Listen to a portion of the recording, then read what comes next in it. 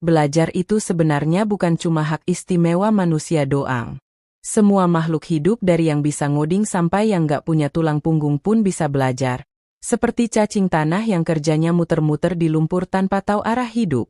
Coba deh pikir, kalau kamu baca sebuah buku, ingat isinya, lalu suatu hari kamu pakai pengetahuan itu buat menang debat sama sepupumu yang percaya teori bumi datar, itu berarti kamu sudah sukses melakukan upgrade otak.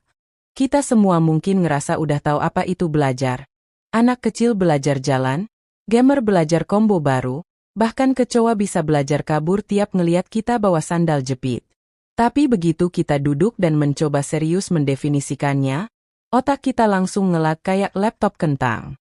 Definisi paling gampang dan sering dipakai adalah belajar itu proses memperoleh informasi. Kedengarannya masuk akal. Sampai lo ingat bahwa hard disk juga bisa menyimpan informasi, tapi nggak ada yang manggil dia jenius. Perpustakaan punya segunung buku, tapi nggak pernah diajak diskusi tentang eksistensialisme. Kan? Oke. Jadi mungkin lebih tepat kalau kita bilang, belajar adalah proses makhluk hidup menyerap informasi. Tapi, robot zaman sekarang bisa belajar juga, dari mobil yang tahu kapan harus ngerem sendiri, sampai AI yang bisa menebak kamu mau ngetik nama mantan di kolom pencarian.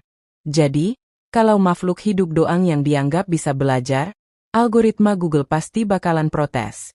Akhirnya, definisi yang lumayan disepakati adalah bahwa belajar merupakan perubahan perilaku yang relatif permanen akibat pengalaman. Misalnya, setelah kena setruman listrik sekali, lo jadi lebih hati-hati dekat stop kontak. Itulah pembelajaran. Atau setelah 3 kali ditinggal pas lagi sayang-sayangnya, lo mulai belajar untuk tidak cepat baper, walau kadang lupa juga. Tapi ada jebakan juga di situ. Kalau kamu baca buku, hafal semua isinya, tapi ujung-ujungnya gak ngapa-ngapain dengan informasi itu, maka pertanyaannya, apakah kamu benar-benar belajar? Disinilah dunia sains jadi ribet. Ilmuwan bilang kalau introspeksi, alias nanya ke diri sendiri, gue udah belajar belum ya? Itu metode yang rawan ngibul. Lebih aman kalau kita ngukur perilaku nyata, ada perubahan nggak? Ada reaksi nggak? Ada hasil nggak? Karena kalau nggak ada, bisa aja kamu merasa udah pinter, padahal aslinya cuma pinter ngebacot ke diri sendiri.